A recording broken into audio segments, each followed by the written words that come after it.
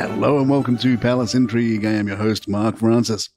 Privacy-minded Harry and Meghan, who fled the UK to get away from the paparazzi, were spotted enjoying a night out in New York City, dining at the exclusive members-only restaurant Chez Margot in the meatpacking district, a favourite haunt of Taylor Swift and other A-listers. The Duke and Duchess of Sussex appeared relaxed and in good spirits as they left the restaurant, with Meghan wearing a chic black and white strapless tweed dress, and Harry dressed smartly in a navy suit and white shirt.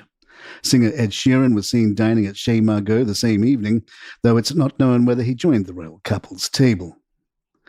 Meghan Markle has come under fire for her latest social media post, with royal commentator Richard Fitzwilliams calling it off-key, juvenile, and very unroyal. The Duchess shared a short Instagram reel, including clips of Meghan showcasing rows of designer dresses and shoes in her hotel room, interspersed with playful moments such as cookies shaped like New York taxis and pizza slices. Prince Harry also makes an appearance barefoot and dressed casually in grey joggers and a t-shirt. Fitzwilliams told The Express the video undermined the serious purpose of their visit. Meghan's new video seems very off-key, with rows of shoes and dresses. We hear Dinah Washington's "If I Had a Bell" whilst Harry lounges around barefoot. You feel that the allure of luxury is irresistible to her, but she should bear in mind that it would be beyond the reach of many. The trip was about a serious subject to which the Sussexes have contributed. The mishmash of video looked juvenile, unsophisticated, and very unroyal. There are reports Meghan quietly met with the new editor of American Vogue, Chloe Malley, at the Whitby Hotel in Manhattan. According to the Daily Mail, the private meeting was held in a quiet corner without Prince Harry, who did not accompany her on this occasion. While neither Meghan nor Vogue has confirmed the meeting, speculation is already mounting that it could pave the way for a future magazine feature or even a cover. William and Kate spent a day in Northern Ireland touring the new £50 million Learning and Development College for Firefighters near Cookstown, County Tyrone. The hard-working royals watched emergency workers carry out a series of live demonstrations, including rescuing a casualty from fast-moving water and performing high-rise rope rescues. The couple also observed firefighters wearing breathing apparatus as they pulled a dummy from a smoke-filled shop and practiced CPR. Wearing a forest green Alexander McQueen coat, the princess joined her husband for a short ride in a fire engine across the training grounds. According to firefighter Cahoe McNeese, who accompanied them, Kate was in high spirits and joked that she wanted to drive the fire engine herself. With sirens blaring, the princess was saying, "I'd love to drive at the real speed and have the sirens on," McNeese said. She was wanting the prince to drive, but no, the driver got us there safely anyway. William, clearly impressed by the equipment, remarked, "There are so many toys. There's so much kit." Both he and Kate later attempted to throw rescue lines in the water during a flood simulation, and both missed, laughing at their efforts. Before departing, the couple were presented with 3 red bump caps for Prince George, Princess Charlotte, and Prince Louis. More palace in just a moment. A posthumous memoir by Virginia Giuffre, the woman who accused Prince Andrew and the late financier Jeffrey Epstein of sexual assault, will be published tomorrow. Nobody's Girl, a memoir of surviving abuse and fighting for justice, co-written with journalist Amy Wallace, was completed before Miss Giuffre took her own life in Australia earlier this year at the age of 41. The 400-page book marks the first time Giuffre's public claims against the Duke of York will appear in print since the pair reached an out-of-court settlement in 2022. Prince Andrew has consistently denied all allegations, and the settlement did not constitute an admission of liability.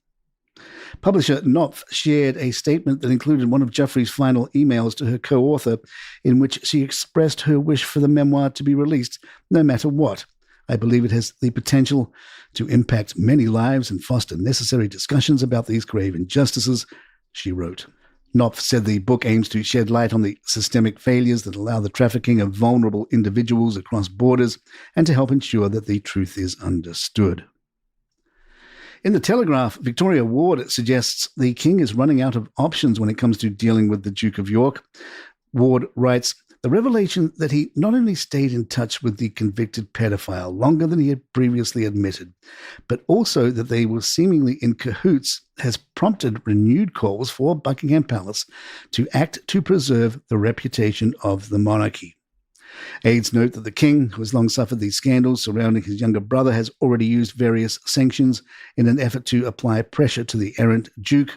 However, as one well-placed source mulled over potential options following the latest slew of damaging headlines, they suggested plaintively, there's nothing else left. Efforts to remove the pair from Royal Lodge, their sprawling 7-bed home on the Windsor estate, by cutting off the Duke's personal allowance, failed when he insisted he had independent income through various business deals and held a meeting with palace officials to prove it. Unfortunately for the king, his long-standing lease agreement with the Crown Estate that does not expire until 2078 is watertight, providing he can afford the upkeep. Having exhausted most feasible options concerning the Duke's public persona, talk has inevitably turned to the many perks and privileges he retains in his private life. One of the options that source admits could be looked at yet is his use of the royal estates, where he still hosts shooting parties and other activities. The withdrawal of such privileges has thus far not been considered, not least because the king has long maintained that for all his faults, the Duke does remain a member of the royal family. However, with few avenues left, one aide admitted that it was theoretically possible to restrict his access to Balmoral, Sandringham and Windsor, a move that would prove a bitter pill to swallow for someone who has long revelled in the trappings of royal life.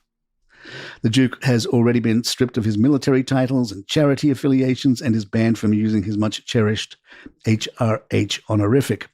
There has been a growing public clamour to remove his last remaining title, the dukedom, which would require intervention from Parliament. All things considered, the palace is at a loss. Many have suggested that the king should have acted more decisively from the outset. Much of the negative publicity has arisen from the Duke's jovial and high-profile appearances at family gatherings such as Easter church services, or, more recently, the Duchess of Kent's funeral, where he laughed and chatted to stony-faced Prince William. He cannot ban the Duke from such events, but he can insist, and has, that he be more discreet and make himself less visible for the cameras. Some have gone so far as to say invisible. On the BBC website, Sean Coughlin discussed the removal of the Knight of the Garter, which Coughlin points out is a high chivalric honour which in theory could be taken away. However, at present he doesn't take part in the annual public procession in Windsor and is confined to the private parts of the annual ceremony. It would require the intervention of Parliament, but there is a legal mechanism. It was used during the First World War to sanction aristocrats who had UK titles but were fighting in the German army. So it's not impossible. Such a symbolic move might be pursued if the drip of scandal became too much to ignore. There once was an elaborate process for excluding someone from being a member of the Order of the Garter known as degradation, but that hasn't been used since the 18th century.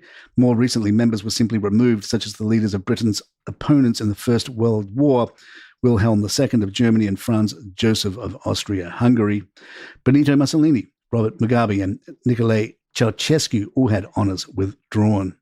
Coughlin adds, the Romanian dictator had his Order of the Bath honour taken away the day before he was shot by a firing squad, so it might not have seemed his biggest worry. And there you have it. If you'd like to email us, our address is thepalaceintrigue@gmail.com. Please follow us at Spotify, Apple. You can hit us up on Facebook and Instagram and all the social media sites. And don't forget, this month now is Halloween, October. We have a couple of big special channels running, one called Halloween Pop-Up, and it's full of all the shows that have come out of Caleroga Shark Media over the past couple of years, murder mysteries and romance and ghost stories and music. Everything Halloween related is there. Just search Halloween Pop-Up. And we also have Ghost Scary Stories, which is just ghost stories, and it's updated every day with a brand new episode. Check that one out. Ghost Scary Stories, wherever you get your podcasts like this one. Happy Halloween. I'm Mark Francis. My thanks to John McDermott. This is Palace Intrigue, and good times.